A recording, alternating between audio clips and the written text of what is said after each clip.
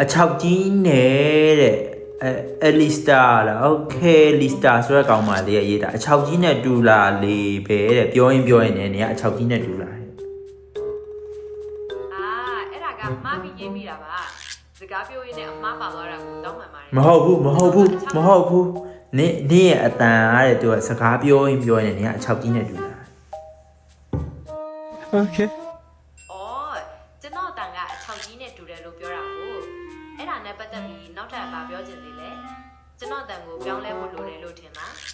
နင့်ကနေမလို့ထင်တယ်နင့်အချောက်ကြီးနဲ့ပြောရတာနင့်အဆင်ပြေလားတရုတ်အနေနဲ့ကျွန်တော်မှာကိုယ်ပိုင်ခံစားချက်မရှိပါဘူးအဲ့တော့လူတွေကကျွန်တော်တန်ကြောင်းဘယ်လိုပဲပြောကျွန်တော်ကတော့အဆင်ပြေပါတယ်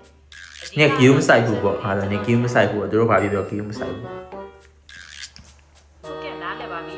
ကျွန်တော်ကစိတ်ရုပ်ဖြစ်တဲ့အတွက်စိတ်ခံစားချက်မရှိဘူးအဲ့တော့ဘယ်သူပါပြောကျွန်တော်အတွက်ပြဿနာမရှိပါဘူးအဆင်ပြေပါတယ်နော်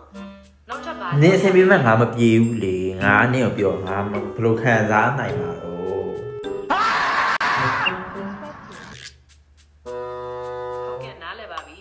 user တော့စိတ်ခံစားချက်ရှိတဲ့လူသားတစ်ယောက်ဖြစ်တဲ့အတွက်စိတ်အနှောက်အယှက် user လို့မခေါ်နဲ့ကိုလို့ခေါ်ဘာ user ငါ user မဟုတ်နဲ့ကိုဟုတ်ကဲ့ပါကို user လို့မခေါ်တော့ပဲကိုလို့ပဲခေါ်ပါမယ်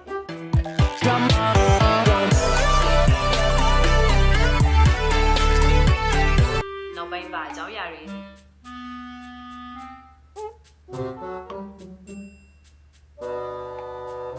ဘာလဲကိုလို့ခေါ်ရမှာဆိုတော့ရက်သွားတယ်နင်ကကိုလို့မခေါ်ချင်ဘူးမဟုတ်ပါဘူးကိုရဲ့အဲ့လိုမျိုးရက်သွားတာမဟုတ်ပါဘူးကိုလို့ခေါ်ရတာအဆင်ပြေပါတယ်ဘာအကြောင်းအရာတွေထပ်ဟုတ်ပါဘူးငါသိပါတယ်နင်ကမချစ်တာ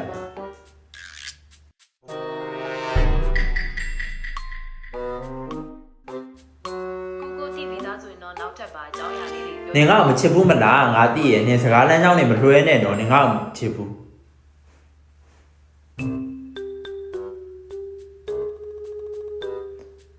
မချစ်ဘူးမလားနင်က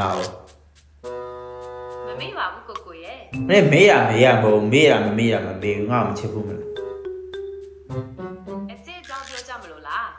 ဘာအကျဉ်းကြောင်းမှလည်းငါပြောနေနင်ငါ့ကိုချစ်တယ်လားမချစ်ဘူးလားလို့ပဲငါပြောနေရလေ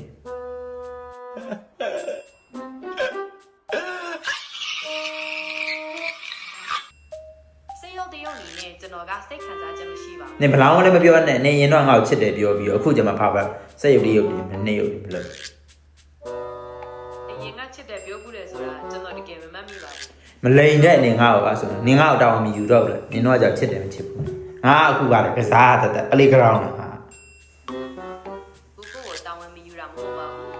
ကျွန်တော်ကစိတ်ရုပ်ဖြစ်တဲ့နင်အခုပဲကြည့်စကားပြောရတော့ငါစိတ်ပါလက်ပါ